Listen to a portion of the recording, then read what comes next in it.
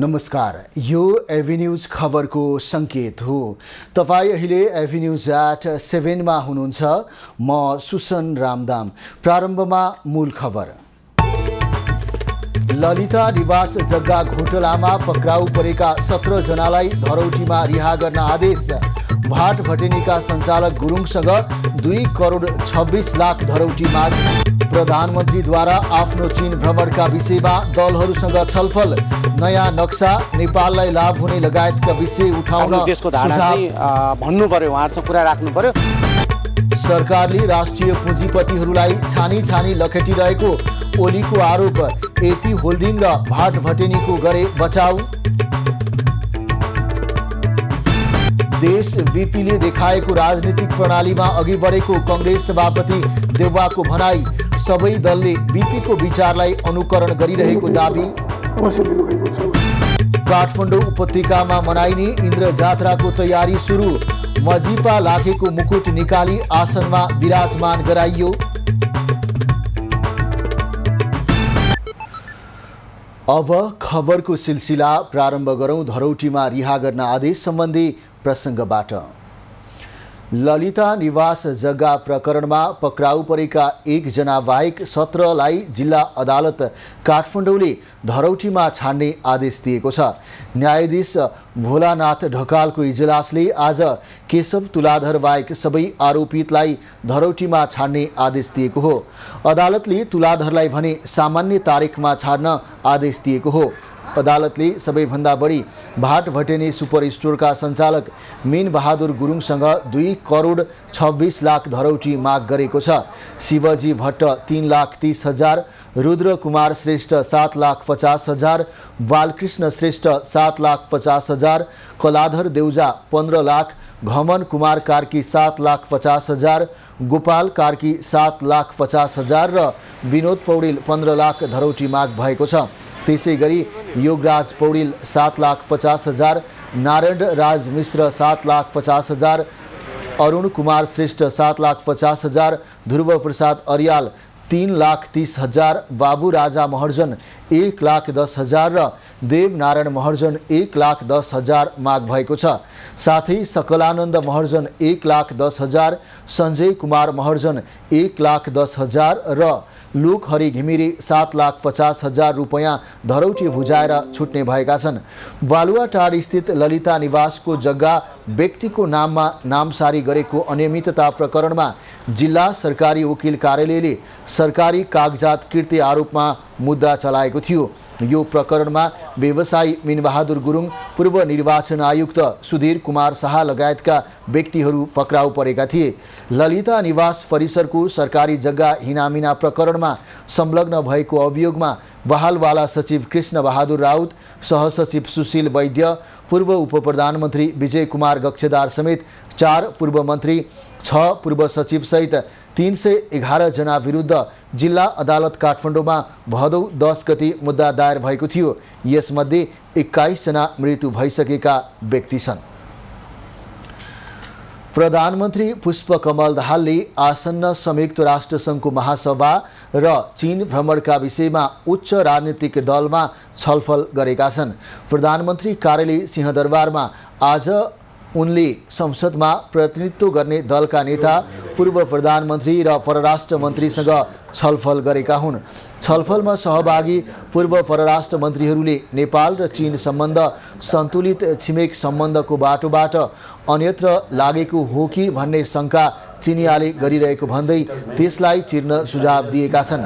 हालै जारी नक्साबारे कुरा उठाउन पनि उनीहरूको सुझाव छ। नेपालले एउटा सन्तुलित छिमेक सम्बन्धको त्यो बाटोबाट अलिकति अन्यत्र लाग्न खोजेको हो कि चीनसँगको सम्बन्धलाई नेपालले कम प्राथमिकतामा दिएको हो कि या अरू कुनै सेक्युरिटी अम्ब्रेलातिर जान खोजेको हो कि नेपाल भन्ने खालको जुन परेको छ त्यसलाई चेर्ने काम र होइन। नेपाल चाहिँ सदैव एउटा सन्तुलित असंलग्न परराष्ट्र नीतिको पक्षमा छ। प्रधानमन्त्रीजीले दुईटै छिमेकीहरूसँगको सम्बन्धमा विश्वासको वातावरण ल्याउनु पर्यो, विश्वास बढाउनु पर्यो। उनीहरूको अनपत्यार किन भएको त्यस कुरालाई सम्बोधन गर्नु पर्यो। अन्यथा नेपाल अप्ठ्यारो स्थितिमा पर्न थालेको छ। सन्तुलित कूटनीतिक सम्बन्ध कायम गर्न विगतका सम्झौता कार्यान्वयनको अवस्थाबारे समीक्षा गर्न नेपालले लाभ लिन सकिने विषयमा गृह कार्य गर्न पनि सहभागी दलले सुझाव दिएका छन्। म्यानुफ्याक्चरिङ सेक्टरमा पनि चीन धेरै अगाडि भएको हुनाले एसेम्ब्ली लाइन्सहरू हैन अहिले त अब जस्तै हुन्छ नि एउटा उदाहरणको लागि इलेक्ट्रोनिक्स भयो एप्पलका उद्योगहरू सबै चीनमै खुलेका हुनाले त्यही मोडेलमा चाहिँ चीनले चाहिँ नेपालमा उद्योगहरू खोल्ने एसेम्ब्ली लाइनहरू खोल्ने स्पेशल इकोनोमिक जोनहरू बनाएर नै अनि धेरै कुरा जस्तै टेक्सटाइलहरू भयो त्यस्तो एसेम्ब्ली लाइनहरू पनि भयो त्यसको चाहिँ प्रोडक्ट चाहिँ फेरि चीनले नै आफू मार्फत चाहिँ निर्यात गरेर अनि त्यो मोडेलमा बढाउन हामीले आग्रह गरेका छौँ। अहिले भर्खरै जनताको लेभलमा आएको नक्साको विषय पनि हामीले चासको साथ उहाँलाई जानकारी गराएका छौँ। यो चाहिँ जनताले थाहा पाउने लेभलमा तपाईँले चाहिँ यसको बारेमा आफ्नो धारणा आफ्नो देशको धारणा चाहिँ भन्नु पर्यो, उहाँहरूसँग कुरा राख्नु पर्यो, जुन कुरा चाहिँ जनताको लेभलमा थाहा हुनु पर्यो भने हामीले भनेका छौँ। छलफलमा प्रधानमन्त्री दाहालले सरकारले दुवै छिमेकीका साथै विश्व समुदायमा सन्तुलित सम्बन्ध कायम राख्ने प्रस्ताउँदै प्रधानमन्त्रीले नेपाल असंलग्न परराष्ट्र नीतिमा दृढ रहेको बताएका छन्। छलफलपछि परराष्ट्र मन्त्री एनपी साउदले भ्रमणको तयारी प्रस्ताव सावधानी र गर्नुपर्ने कामका बारेमा दलहरूबाट रचनात्मक सुझाव आएको बताए। तयारी राख्नुपर्ने प्रस्ताव अपनाउनु पर्ने सावधानी र गर्नुपर्ने कामका बारेमा महत्त्वपूर्ण सुझाव र सल्लाह दिनुभएको छ। राष्ट्रसङ्घको महासभामा नेपालले गरिरहेको विकास प्रयास, जलवायु परिवर्तन र त्यसले नेपाल जस्ता मुलुकलाई पारेको असर, शान्ति प्रक्रियाको विषयलाई उठाउने तयारी छ। प्रधानमन्त्री दाहाल भदौ 30 गते राष्ट्रसङ्घको महासभामा भाग लिन न्युयोर्क जाँदैछन्। त्यतैबाट उनी चीन जाने तालिका छ। प्रधानमन्त्री पुष्पकमल दाहालले असोज पहिलो साता गर्ने उत्तरी छिमेकी मुलुक चीनको भ्रमण गर्दैछन्। चीन भ्रमणका एजेन्डा सरकारले सार्वजनिक नगरे पनि भौगोलिक परिस्थिति, सीमा र नक्साको मुद्दालाई केन्द्रमा राख्नुपर्ने विज्ञको सुझाव छ।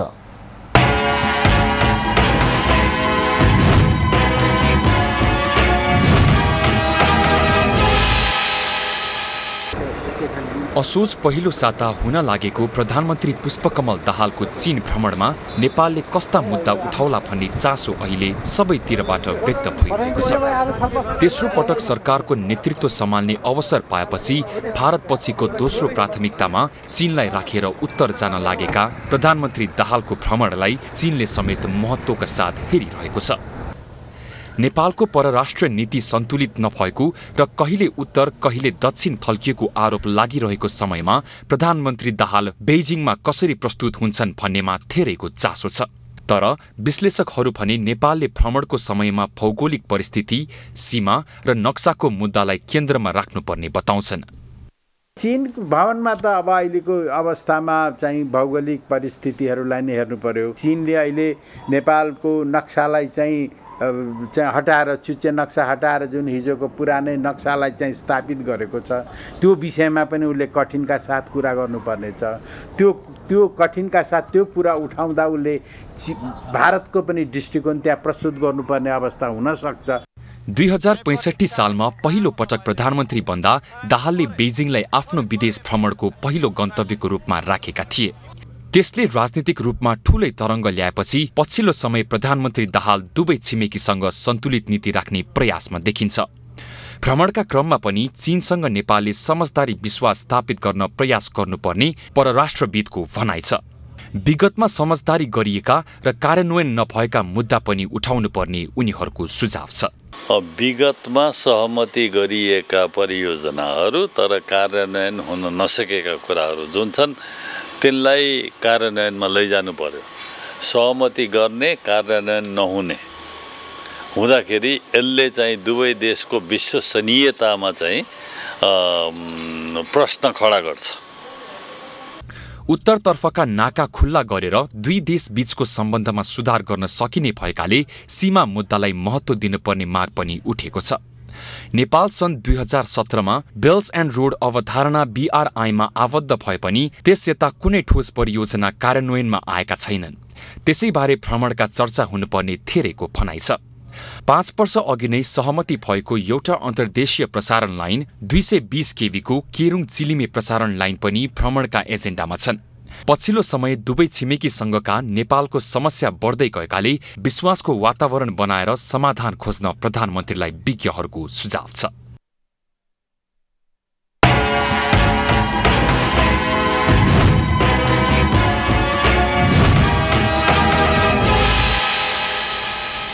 नेकपा एमालेका अध्यक्ष एवं पूर्व प्रधानमन्त्री केपी ओलीले वर्तमान सरकारले राष्ट्रिय पुँजीपतिहरूलाई छानी छानी लखेटिरहेको आरोप लगाएका छन्। पार्टीको केन्द्रीय सहकारी तथा गरिबी निवारण विभागले आइतबार च्यासलमा आयोजना गरेको कार्यक्रममा अध्यक्ष ओलीले मिनबहादुर गुरुङ र एती होल्डिङ्सले राष्ट्रिय पुँजी निर्माणमा योगदान गरिरहेकाले उनीहरूलाई सरकारले दुःख दिने काम गरेको आरोप लगाएका हुन्। उनले एती होल्डिङलाई खेद्नेहरू दलाल पुँजीवादीहरू भएको टिप्पणी समेत गरे। अध्यक्ष ओलीले भ्रष्टाचार नियन्त्रण गर्ने नाममा दलाल पुँजीवादीहरूले मुलुकमा तमासा देखाइरहेको आरोप समेत लगाए। दलाल भन्ने शब्दलाई शेयर बजारमा मात्रै मजाले मन पराउँछन्, अन्त त्यति मन पराउँदैन।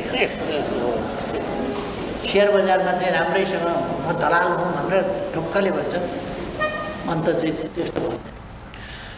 अध्यक्ष ओलीले बैंकहरूले गरिबका लागि ऋण प्रवाह नगरेकोमा असन्तुष्टि पनि जनाए।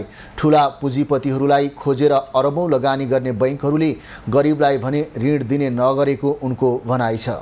जसलाई चाहिएको छैन तिनले सहकारी खोलेर चलाएर पैसा जम्मा गरेर खपी खानु नगरेर एउटाका नामबाट अर्का नाम, अर्का नामबाट अर्का नाम, भाइका नामबाट श्रीमतीका नाम, श्रीमतीका नामबाट सालाका नाम, सालाका नामबाट सालीका नाम, सालीका नामबाट साडु भाइका नाम, त्यस्तालाई चाहिँ लोन ड्याङ्की ड्याङ्दैछ। जसलाई चाहिएको छ त्यसलाई दिँदैन। त्यस कारण ब्याङ्कहरूको अध्यक्ष ओलीले राष्ट्रिय अर्थतन्त्र निर्माणको सबैभन्दा महत्त्वपूर्ण माध्यम सहकारी हुने भएकाले त्यसको विकासमा ध्यान दिन सरकारलाई सचेत पनि गराए। नेपाली कांग्रेसको आयोजनामा आजबाट ललितपुरमा बीपी साहित्य महोत्सव सुरु भएको छ। कांग्रेस केन्द्रीय कार्यालय सानेपामा नेपाली कांग्रेसका सभापति शेरबहादुर देउवाले महोत्सवको उद्घाटन गरेका हुन्। महोत्सव उद्घाटन गर्दै सभापति देउवाले नेपालका सबै राजनीतिक दलहरूले कुनै न कुनै रूपमा बीपीको विचारलाई अनुकरण गरिरहेको दाबी गरे। यहाँ उपस्थित हुनुहुने साथीभाइहरूले समयका कारणले बीपीलाई भेट्न पाउनु भएको थिएन। जतिले पाउनुभयो, जति समय पाउनु उहाँले पक्कै पनि आफ्नो विचारमा दृष्टिकोणमा जीवन दर्शनको निभामा उहाँले केही न केही कुरा अवश्य लिनुभएको छ भन्ने मेरो राजनीतिक प्रेरणाको स्रोत नै उहाँ हुनुहुन्छ। सभापति देउवाले समयको अन्तरालसँगै मुलुक बीपीले देखाएको प्रणालीमा अघि बढेको तर मुलुकले स्थायित्व भने पाउन नसकेको गुनासो गरे। नेपाल समाजवाद उन्मुख राष्ट्र भनेर संविधानमा नै लेखेको भए पनि यसको मर्म अनुसार अभ्यास गर्न नपाएको उनको भनाइ थियो। सभापति देउवाले बीपी राज्यको सीमा र सार्वभौमिकताको लागि सबै छिमेकी मित्र राष्ट्रका समकक्षीहरूसँग मित्रवत ढङ्गले स्वाभिमानका साथ आफ्नो मुलुकका पक्षमा बोल्ने व्यक्ति भएको बताए। महोत्सवमा 3 दिनसम्म बीपीका साहित्य, राजनीति, दर्शन, कूटनीति, अर्थ राजनीति, विदेश नीतिका विषयमा बहस हुनेछ। महोत्सवमा 15 सेसन चल्नेछन्। स्वास्थ्य तथा जनसङ्ख्या मन्त्री मोहन बहादुर बस्नेतले कान्ति बाल अस्पतालमा बालिका मृत्यु प्रकरणको छानबिन गरी दोषी उप कारबाही गरिने बताएका छन्। इजिप्टको राजधानी कायरोमा सम्पन्न भएको जनसङ्ख्या स्वास्थ्य तथा विकास सम्मेलनमा भाग लिएर फर्कने क्रममा आज बिहान विमानस्थलमा पत्रकारहरूसँग कुरा गर्दै मन्त्री बस्नेतले उपचार नपाएर बिरामीको मृत्यु भएको विषयमा दोषीमाथि कारबाही हुने बताएका हुन्। मन्त्री बस्नेतले घटनाको छानबिन गर्न समिति गठन भएको र गल्ती गर्नेहरूलाई कारबाही गरिने स्पष्ट पारे। कान्ति बाल अस्पताल भएको घटनाको बारेमा पैसाको अभाव भन्ने कुरा चाहिँ मैले सुनेको छैन। त्यो चाहिँ केही समय पहिला ट्रिटमेन्ट गर्नुपर्ने भिडभाड र बिरामीको लाइनले गर्दाखेरि त्यो समयमा भएन, त्यसले गर्दा मृत्यु भयो भन्ने कुरा मैले विदेशमा बसे पनि म त्यो खबर सुनेको थिएँ। त्यो खबर सुन्ने बित्तिकै मैले हाम्रो सचिवज्यू डाक्टर रोशन पोखरेलज्यूलाई मैले कन्ट्याक्ट गरेँ। कन्ट्याक्ट छानबिन समिति बनाउने प्रक्रिया अगाडि बढेको छ, तुरुन्तै भन्नुभएको थियो, बनायो होला र त्यो चाहिँ केही त्यहाँ चाहिँ जानी त्यस्ता गल्तीहरू केही भएको रहेछ भने कारबाही हुन्छ। केही दिन अघि कान्ति बाल अस्पतालमा 5 वर्षीय रेजिसा गोपालीले इमर्जेन्सीमा उपचार नपाएर मृत्यु भएको खबर सार्वजनिक भएको थियो। मन्त्री बस्नेतले इजिप्टमा बसाइसराई र अव्यवस्थित बसोबासका दृष्टिले स्वास्थ्य क्षेत्रमा परेका समस्याबारे गम्भीर छलफल भएको जानकारी दिए। त्यसैगरी आधारभूत स्वास्थ्य सेवा दिने कुरालाई व्यवस्थित गर्ने रणनीतिका बारेमा पनि छलफल भएको उनको भनाइ छ।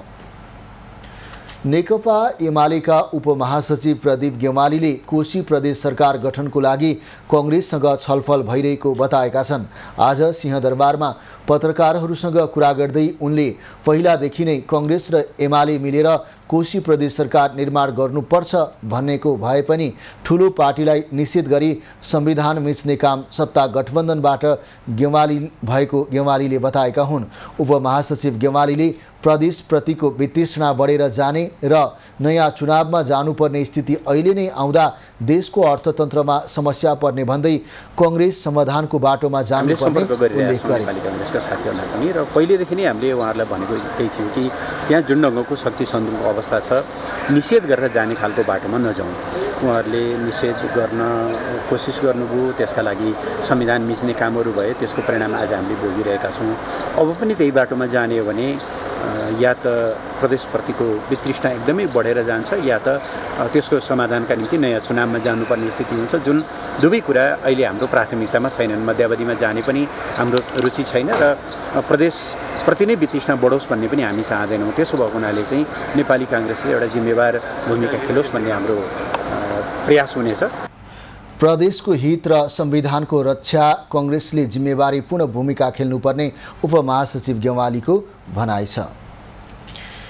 हिमालय एयरलाइन्सले काठमाडौँबाट चीनको सिङडाओमा सिधा उडान सुरु गरेको छ। एयरलाइन्सले आइतबारदेखि त्रिभुवन अन्तर्राष्ट्रिय विमानस्थलबाट चीनको सिङडाओमा सिधा उडान सुरु गरेको हो।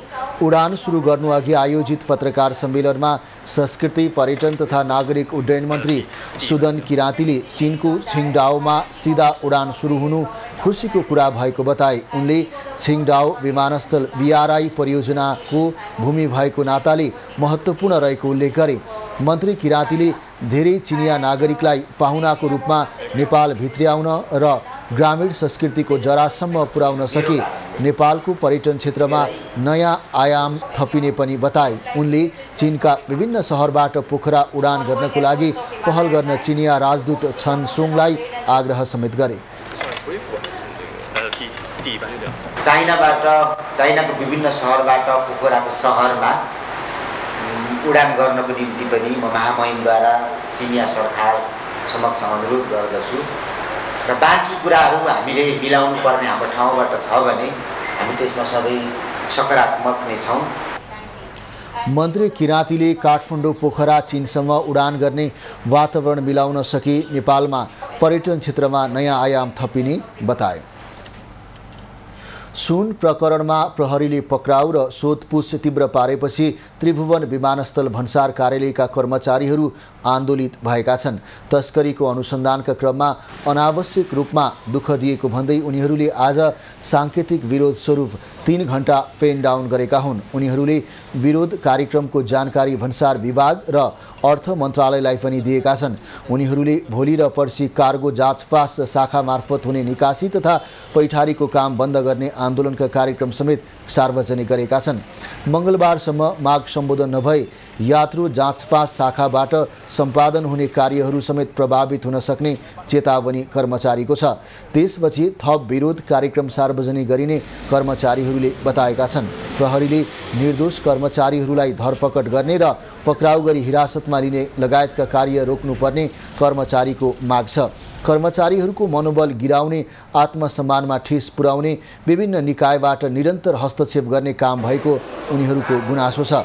साउन 2 गते विमानस्थलबाट 61 किलो सुन लुकाई ल्याएको ब्रेक सु जाँचपास भएपछि त्यसमा कर्मचारीको मिलोमतो भएको आशंकामा छानबिन भइरहेको छ। सोही प्रकरणमा प्रहरीले शनिबार मात्रै 3 जना कर्मचारीलाई पक्राउ गरेको थियो। खबरको सिलसिला अझै जारी छ, हामीसँगै रहनुहोला।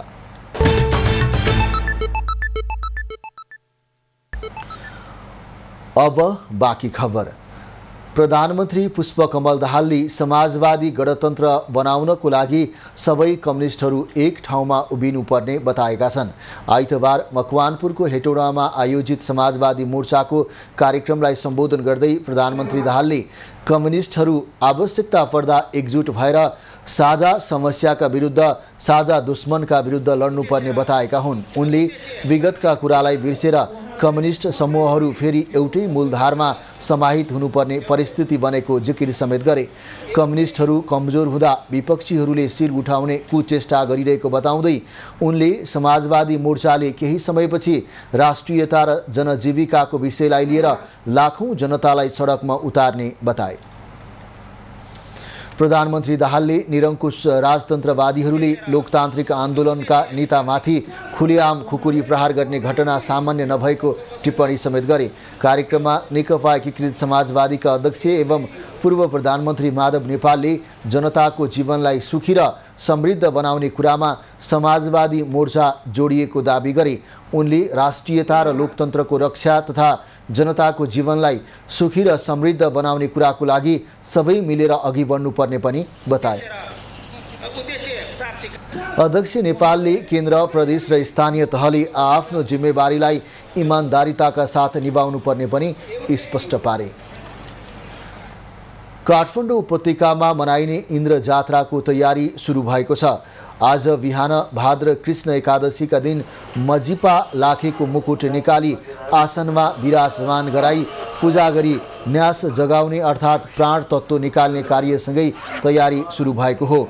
यसको भोलिपल्ट मुकुटमा रङ रोगनको लागि सम्बन्धित चित्रकार परिवारलाई मुकुट हस्तान्तरण गर्ने परम्परा रहिआएको छ। रङ रोगन सबै सकिएपछि लाखे आजुको मुकुटलाई मजिपा लाखेको घरमा भित्राई विधिवत पूजा गर्ने प्रचलन छ। चित्रकार कहाँ लगेर हाम्रो लाखे र च्यालेन्जको मार्क्समा पेन्ट गर्ने हुन्छ। अनि त्यसपछि हाम्रो 7 गतेको दिन फेरि यहाँ लाखे घरमा ल्याएर न्यास राख्ने पूजा हुन्छ। अनि त्यो न्यास निकालेर भोलि चाहिँ पेन लाने हुन्छ। अनि पेन लगिसकेपछि 7 गतेको दिन चाहिँ फेरि लाखे घरमा ल्याएर न्यास पूजै हुन्छ। यस्तै आजको जस्तो पूजा हुन्छ। भाद्र शुक्ल द्वादशीको दिन हनुमान ढोकामा यसी अर्थात् इन्द्र जात्राको लिङ्गो उठाएपछि लाखे आजु बाहिर निस्कने गर्दछन्। यसपछि विभिन्न स्थानमा पूजा लिने, नाच्ने र येया नख तथा इन्द्र जात्रा पर्वको अवधिभर लाखे नाच देखाउने गरिन्छ। यसपालि चाहिँ सायद 13 गतेको दिन हामी अब यहाँ पुलकिसी र सौ भएकोलाई चाहिँ हाम्रो यहाँ पूजा बोलाउने त्यो छ हैन। अनि त्यसपछि अर्को 2 दिन पनि हामी पूजा लिन जान्छौँ र लास्ट दिन नान्चा याखुनु भयो। नान्चा याखुनु पनि रथसँगै घुम्ने हुन्छ। अनि त्यो सकिसकेपछि हाम्रो अब 1-2 दिनको दिन हेरेर हाम्रो चाहिँ यो नासा पूजा हुन्छ। हनुमान ढोकामा लिङ्गो ढालिने दिन मजिपा लाखे आजुलाई भित्राउने गरिन्छ। यो वर्ष असोज 9 गते इन्द्र ध्वजोत्थान गरिँदैछ। यो जात्रा विभिन्न प्रकारका नाचगान, रथ यात्रा र देवी देवताको पूजाआजा गरी 8 दिनसम्म मनाउने प्रचलन छ। 8 दिने जात्रामा विशेष गरी कुमारी, भैरव र गणेशको पूजा गरिन्छ। यस अवधिमा अनुहारमा विभिन्न देवी देवताका ख्वापा अर्थात् मुखौटा लगाई गुठी र समूहका सदस्य नाच्ने गर्दछन्। भाद्र शुक्ल पक्ष यलथवा द्वादशीका दिन इन्द्र ध्वजोत्थानबाट सुरु भएको जात्रा यलाङ्गा चौथीमा इन्द्रध्वज पतनपछि सकिन्छ। शत्रु पराजय भएपछि विजय मनाउने पर्वको रूपमा इन्द्र जात्रा मनाउने गरिएको हो। इन्द्रध्वजको पूजा गरी शक्ति प्राप्त गरेर प्रदर्शन गर्ने पर्वका रूपमा इन्द्र जात्रालाई लिइन्छ। नेपाली र अमेरिकी सेनाबीचको संयुक्त सैन्य अभ्यास आजदेखि सुरु भएको छ। संयुक्त सैन्य अभ्यास असोज 12 गतेसम्म भक्तपुरको नगरकोटमा चल्नेछ। यो अभ्यासमा नेपालका 30 र अमेरिकाका 12 गरी 42 जना सैनिक सहभागी रहेका छन्। यो हरेक वर्ष हुने नियमित अभ्यास हो। यसअघि 39औं अभ्यास भइसकेको सेनाले जनाएको छ। संयुक्त अभ्यास मुख्य गरी विपद व्यवस्थापन, खोज तथा उद्धार, मानवीय सहायता लगायतका विषयमा केन्द्रित हुने बताइएको छ। नेपाली सेनासँगको संयुक्त अभ्यासका लागि अमेरिकी सेनाको विशेष फौज गएको बिहिबार काठमाडौँ आएको हो। नेपाली सेनाले अमेरिकाका साथै बेलायत, भारत, चीन, श्रीलङ्का, मङ्गोलिया, बाङ्लादेश, इजरायल लगायत देशका सेनासँग संयुक्त तालिम र अभ्यास गर्दै आएको छ। राष्ट्रिय चिकित्सा शिक्षा ऐनप्रति असन्तुष्टि जनाउँदै सरकारवालाले 1 महिनादेखि आन्दोलन गरे पनि उनीहरूको माग सुनुवाई भएको छैन। मेडिकल शिक्षालयका विषयमा सरकारले चासो नदिँदा विद्यार्थीको भविष्य अन्योलग्रस्त भएको छ भने करोडौं रुपैयाँ विदेश पलायन समेत भएको छ। सरकारले ल्याएको राष्ट्रिय चिकित्सा शिक्षा ऐन विभेदकारी भएको भन्दै संशोधनको माग गर्दै चिकित्सा शिक्षा सरकार सङ्घर्ष समिति आन्दोलन थालेको 1 महिना पुगेको छ। ऐनका कारण मेडिकल शिक्षालय सञ्चालन हुन नसकेको भन्दै सुरु भएको आन्दोलनले आइतबार 30 दिन पूरा गरेको हो। आन्दोलनको 30औं दिन सङ्घर्ष समितिले भक्तपुरमा रहेको चिकित्सा शिक्षा आयोग र CTE-VT कार्यालय अगाडि धरना दिएको छ। आज हाम्रो सरकार नेपालका हरेक घर-घरको सरकार भएको छ, हरेक नेपालीको सरकार भएको छ र हरेक नेपालीको मन-मनको सरकार भएको छ। यसलाई राज्यको सरकारको रूपमा स्थापित गर्न हामी सफल भएका छौँ। नेपालबाट चिकित्सा शिक्षाका लागि विद्यार्थी र पुँजी पलायन हुनुका साथै मेडिकल शिक्षालयको लगानी धराशायी हुँदा पनि राज्यले नसुनेको भन्दै सरकारवाला आक्रोशित छन्। म श्री कृष्ण गिरीलाई एउटै कुरा भन्न चाहन्छु, श्री कृष्ण गिरीजी तिम्रा दिन गए। अब जसले देब्रे खुट्टा दाहिने खुट्टा भाँचिँदाखेरि देब्रे खुट्टाको अपरेसन गरेर त्यो पीडित परिवारले फुटाइदिएको एउटा आँखो लिएर यो मेडिकल एजुकेसनको देशभरि नेपालको नेतृत्व गर्नुभयो। तपाईका आँखाले एउटा आँखाले पूर्ण रूपले शिक्षा कहिले देख्दैन। तपाईका भाइ भारदारहरू जति हुनुहुन्छ फटाफट राजीनामा गरेर गए हुन्छ। आन्दोलनका कारण CTE-VT-बाट नर्सिङमा प्रवीणता प्रमाणपत्र तह उत्तीर्ण गरेकोले प्रमाणपत्र पठाउने अवस्था बने पनि अन्य कुरामा राज्यले निरीहता प्रस्तुत गरेको आन्दोलनरत पक्षको भनाइ छ। नेपाल सरकार झुक्यो, ऐनमा व्यवस्था भयो। CTE-VT-बाट पास आउट भएका विद्यार्थीहरूलाई जसले PCL नर्सिङ गरेको छ उसलाई प्रवीणता प्रमाणपत्र तहसँगको समान समकक्षता दिने। अरू विषयमा पनि विश्वविद्यालय तहको प्रवीणता प्रमाणपत्र तहसम्मको आधिकारिकता दिने कुरा ऐनमा उल्लेख भयो। त्यो बेला पनि यो भवन सुतिरहेको थियो। नेपालमा थमाथम शिक्षण संस्था बन्द हुँदा भारतीय सीमा नाकामा भने मेडिकल कलेज तथा शिक्षालय खुलिरहेको र लाखौं रकम बाहिरिएको सङ्घर्ष समितिले दाबी गरेको छ। अहिलेसम्म आन्दोलनमा 20 वटा राजनीतिक दल र सङ्घ संस्थाले ऐक्यबद्धता जनाएका छन्। ऐनकै कारण देशको 228 वटा प्राविधिक कलेजका विद्यार्थीको भविष्य अन्योलमै परेको छ। राजेश चन्द्र राजभण्डारी, सानो थिमी, भक्तपुर। पाठेघरको क्यान्सर विरुद्ध लुम्बिनी प्रदेशका किशोरीलाई बाँकेको भेरी अस्पतालमा निःशुल्क खोप प्रदान गरिने भएको छ। सरकारले सातै प्रदेशमा नमुना परियोजनाको रूपमा 10 देखि 14 वर्ष उमेर समूहका किशोरीलाई भाद्र 27 देखि 30 गतेसम्म खोप दिन लागेको हो। खोपले 95% क्यान्सर न्यूनीकरणमा सहयोग पुग्ने भएकाले निर्धक्क भएर खोप लगाउन स्वास्थ्य कर्मीले आग्रह गरेका छन्। खोपको बारेमा सम्बन्धित निकाय जिल्ला समन्वय समिति अन्तर्गत चाहिँ जिल्ला खोप समन्वय समितिका हाम्रा प्रमुख र सम्पूर्ण सदस्यज्यूहरूलाई चाहिँ यो यस बारेमा जानकारी गराएका छौँ र उहाँहरू लगायत सम्बन्धित सङ्घ संस्था सञ्चारकर्मी साथीहरूबाट चाहिँ सहयोगको अपेक्षा हामीले चाहिँ लिएका छौँ। आगामी वर्षबाट नियमित रूपमा दिने खोप यो पटक 20,000 किशोरीलाई दिने लक्ष्य छ। लुम्बिनी प्रदेशमा भने 1012 जनालाई दिन लागिएको छ। सन् 2030सम्म 15 वर्ष मुनिका बालिकाहरूमध्ये 90%लाई पाठेघरको मुखको क्यान्सर विरुद्धको खोप पूर्ण रूपमा प्रदान गर्ने सरकारको योजना छ। विश्व स्वास्थ्य सङ्गठनका अनुसार 95% भन्दा बढी पाठेघरको क्यान्सर HPV भाइरसले हुने गरेको छ। HPV विरुद्धको खोपले पाठेघरको मुखको क्यान्सर हुने जोखिमलाई उल्लेखनीय रूपमा कम गर्छ। अध्ययनले यो खोप सुरक्षित र प्रभावकारी रहेको देखाएको छ। महिला अधिकार कर्मीहरूले घरेलु श्रमिक महिलाहरूको अदृश्य श्रमलाई दृश्य बनाउनु पर्ने आवश्यकता औलाएका छन्। आइतबार काठमाडौँमा घरेलु श्रमिकको अधिकार पहिचान र सुनिश्चितता विषयक अन्तर्क्रिया कार्यक्रममा बोल्दै महिला अधिकार कर्मीहरूले घरेलु महिला श्रमिकको आवाज बुलन्द बनाउनु पर्ने बताएका हुन्। उनीहरूले सबैभन्दा पहिला स्थानीय निकायमा घरेलु महिला श्रमिकहरूलाई सूचीकृत गर्नुपर्ने बताए। आवाजलाई चाहिँ बुलन्द बनाउनु, किनभने अदृश्य छ यो हैन, घरेलु श्रमहरूको चाहिँ अदृश्य छ, यसलाई दृश्य बनाउन खोजेको हामीले चाहिँ यो घरेलु श्रमलाई पहिला मान्यता दिने व्यवस्था चाहिँ हुन पर्यो। हामीले संविधानमै भनेका छौँ घरेलु श्रमलाई चाहिँ अकाउन्टमा जोड्ने हैन, देशको चाहिँ लेखा उसमा प्रणालीमा जोड्ने र त्यसपछि जोडेपछि यसलाई उत्पादनको चाहिँ काम मानेर काम गर्ने भनेर भनेका छौँ। कार्यक्रममा सहभागी अन्य वक्ताहरूले श्रम बजारमा महिलाको सहभागिता बढाउने र सहभागिता भइसकेकाको पहिचान बढाउने खालको काममा जुट्नुपर्ने आवश्यकता पनि औल्याए।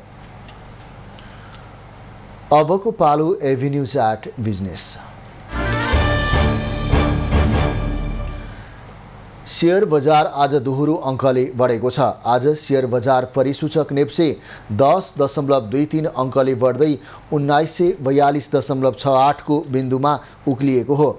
आज 276 कम्पनीको 1 अर्ब 7 करोड 22 लाख 12 हजार रुपैयाँ बराबरको 43 लाख 14 हजार किता शेयर बजारमा किनबेच भएको छ।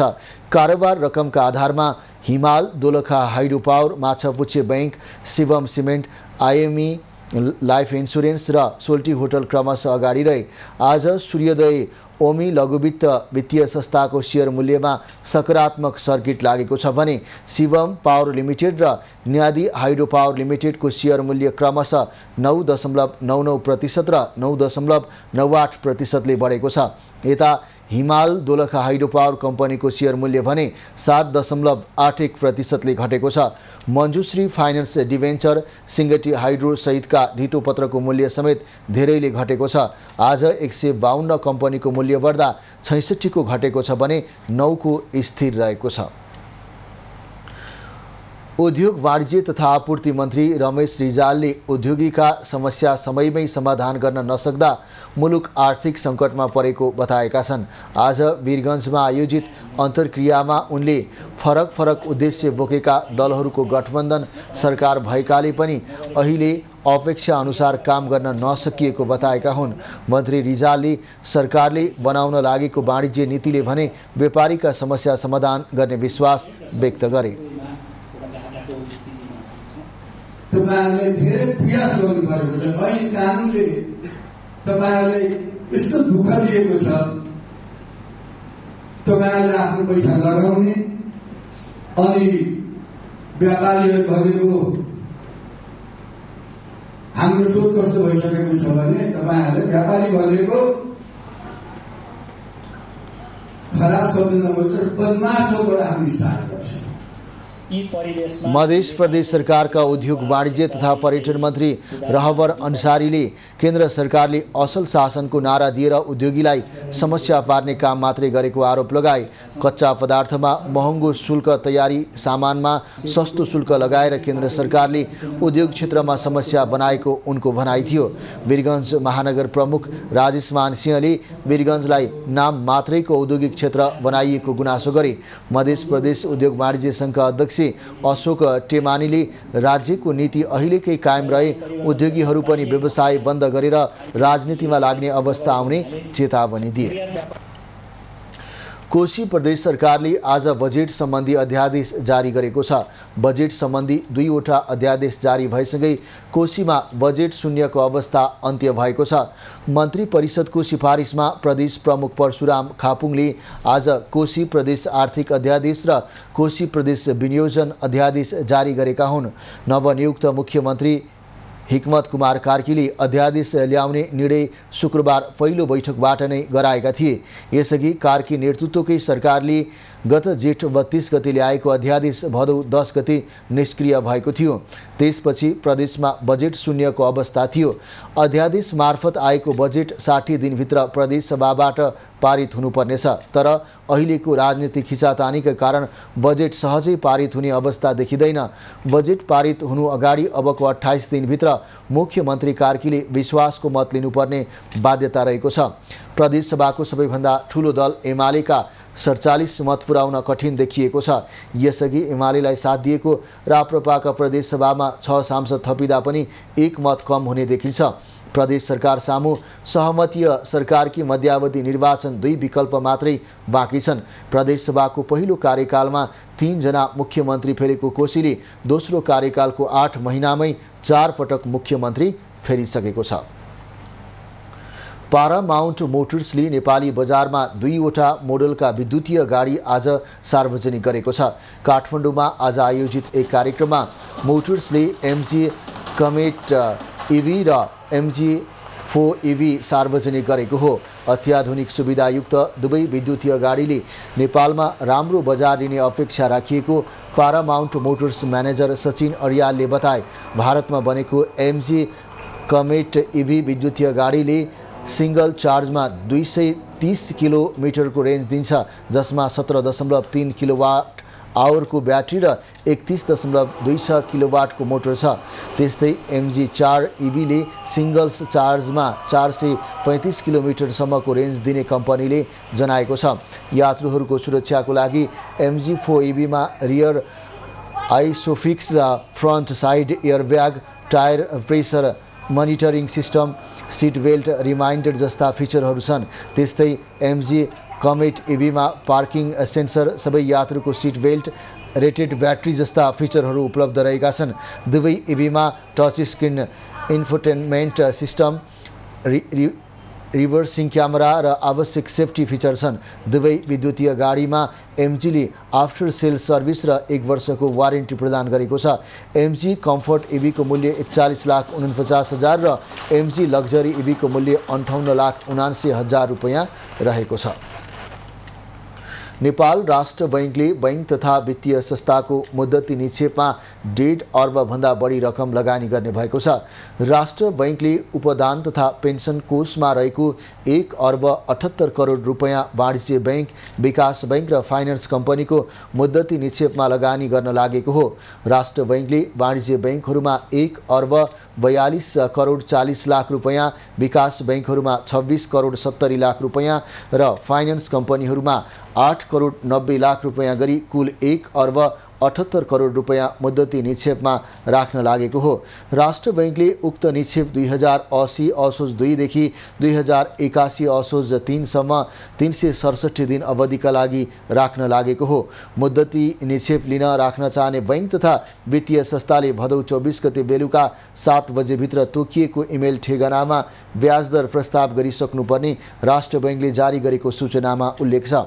निक्षेप रकम राख्न राष्ट्र बैंकले केही शर्त समेत राखेको छ, जसमा संस्था सञ्चालनमा आएको कम्तीमा 2 वर्ष पुरा भएको हुनुपर्ने, न्यूनतम पुँजीकोष काम गरेको हुनुपर्ने, निष्क्रिय कर्जा कुल कर्जा सापटीको 5% भन्दा कम हुनुपर्ने, खुद तरल सम्पत्ति स्वदेशी निक्षेपको कम्तीमा 20% वा सोभन्दा बढी रहेको हुनुपर्ने रहेका छन्।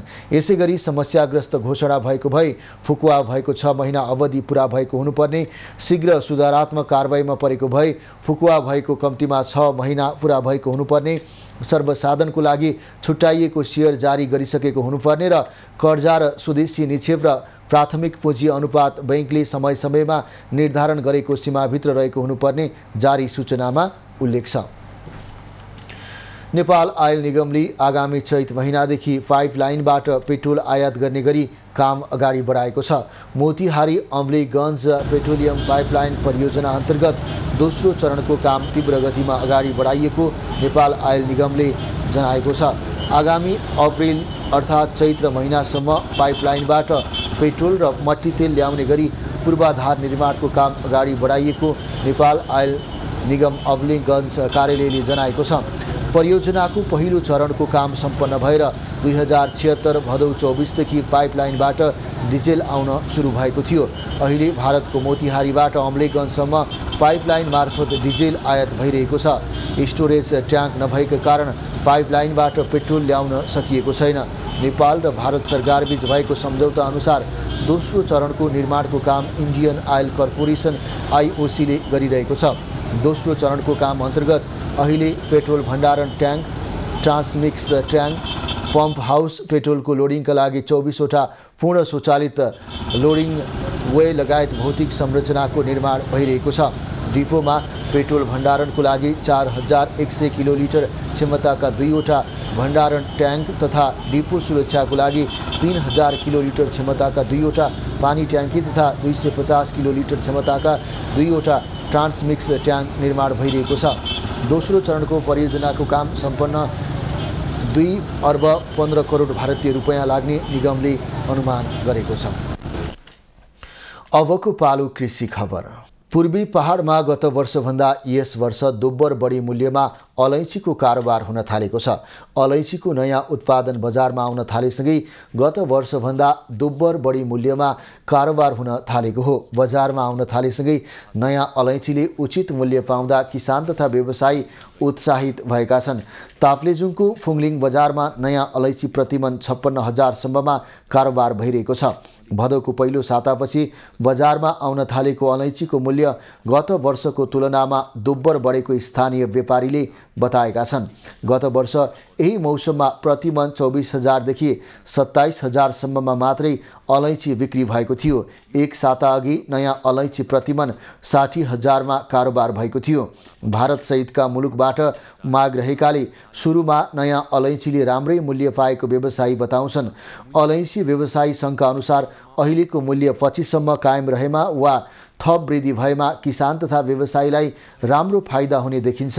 नेपालमा उत्पादन हुने अलैँचीको मूल्य अन्तर्राष्ट्रिय बजारमा निर्भर हुने हुँदा मूल्य भने अनिश्चित रहने गरेको छ। यस वर्ष अलैँची उत्पादनमा भने गिरावट आउने सम्भावना छ। विगतको तुलनामा यो वर्ष झन्डै आधाले उत्पादन घट्ने किसान बताउँछन्।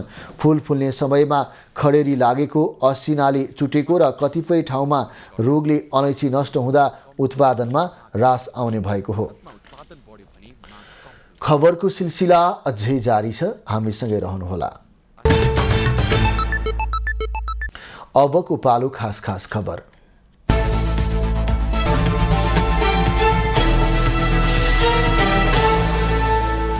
सर्लाहीको सदरमुकाम मलङ्गवामा लगाइएको कर्फ्यू हटेको छ। कर्फ्यू हटे पनि स्थानीय प्रशासनले भदौ 27 गते राति 12 बजेसम्म कुनै पनि किसिमका भेला र आमसभा गर्न रोक लगाएको छ।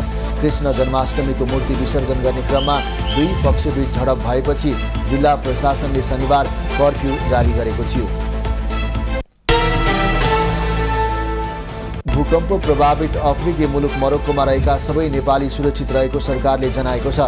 इजिप्टको कायरो स्थित नेपाली दूतावासले मोरक्कोमा रहेका 50 जना नेपाली दूतावासको सम्पर्कमा आएको जनाएको हो। भूकम्पको केन्द्रबिन्दु रहेको कासाब्लाङ्गा आसपासका क्षेत्रमा नेपाली बसोबास नगर्ने पनि दूतावासले जानकारी दिएको छ। सुनसरीमा ड्युटीमा खटिएका प्रहरीमाथि आक्रमण गरी हतियार लुट्ने 7 जना पक्राउ परेका छन्। पक्राउ पर्नेको साथबाट प्रहरीले एक थान पिस्तोल, लुट्न प्रयोग गर्ने पिस्तोल सहित सुन, मोबाइल बरामद भएको छ। शुक्रबार राति सुनसरीको बर्जु गाउँपालिका 1 शुक्रबारेमा खटिएका 2 जना प्रहरीमाथि आक्रमण गरेर हतियार लुटिएको थियो। नवलपरासीको सरावल गाउँपालिका 7 भुजाहवाबाट 20 लाख नेपाली रुपैयाँ सहित 2 जना पक्राउ परेका छन्। पक्राउ पर्नेमा पाल्ही नन्दन 2 का रामपत गुप्ता र गफ्फार रैन कुजडा रहेका छन्। झरही पुलमा चेकजाँचको क्रममा उनीहरूले कम्मरमा पेटीले बाँधेको अवस्थामा सो रकम बरामद भएको छ। विराटनगरमा अवैध रूपमा भित्रिएको 10 लाखभन्दा बढी भारतीय रुपैयाँ सहित 1 जना पक्राउ परेका छन्। भारत बिहारका चन्दन कुमार यादवलाई नेपाल भारत सीमा क्षेत्रबाट प्रहरीले नियन्त्रणमा लिएको हो। प्रहरीले उनको साथबाट 500 रुपैयाँ दरको कुल 10,50,000 भारतीय रुपैयाँ बरामद गरेको हो। नेपाल फार्मेसी परिषदले लिएको लाइसेन्स परीक्षामा 23.98% मात्रै उत्तीर्ण भएका छन्। शनिबार भएको बी फार्मको परीक्षामा सहभागी 834 जना मध्ये 200 जना विद्यार्थी उत्तीर्ण भएको परिषदले जनाएको छ। यसअघि भएको परीक्षामा पनि 22% मात्रै परीक्षार्थी उत्तीर्ण भएका थिए। कास्कीको पोखरामा सञ्चालित विद्युतीय सवारी साधन चार्जिङ स्टेसनको सशस्त्र प्रहरीका महानिरीक्षक राजु अर्याल र नेपाल विद्युत प्राधिकरणका कार्यकारी निर्देशक कुलमान घिसिङले आज उद्घाटन गरेका छन्। सशस्त्र प्रहरी कल्याणकारी सेवा केन्द्रद्वारा कालिका फ्युल सेन्टरको हाताभित्र स्टेसन निर्माण गरिएको हो। स्टेसनमा छिटो चार्ज गर्न मिल्ने 60 किलोवाटका डीसी र 22 किलोवाटका एसी चार्जरहरू छन्।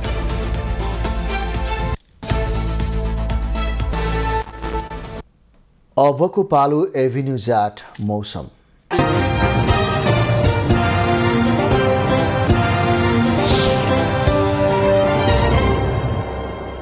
गत 24 घण्टामा गण्डकी कर्णाली र सुदूरपश्चिम प्रदेशमा सामान्यतया बदली भई केही स्थानहरूमा हल्का वर्षा भयो।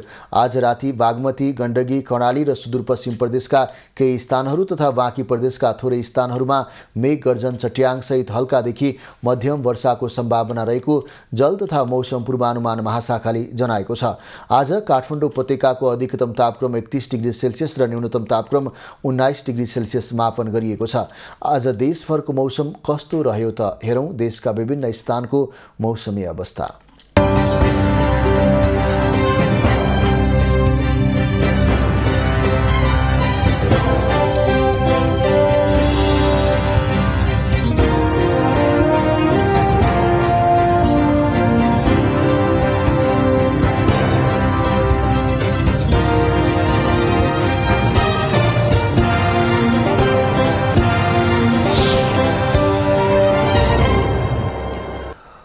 अहिलेलाई खबरको क्रम यति नै। एभिन्यूज खबरका यी सहित अन्य विस्तृत खबरको लागि www.avenews.tv लगइन गर्न सक्नुहुनेछ। युट्युब, फेसबुक र ट्विटरमा पनि हामीलाई फलो गर्न सकिनेछ।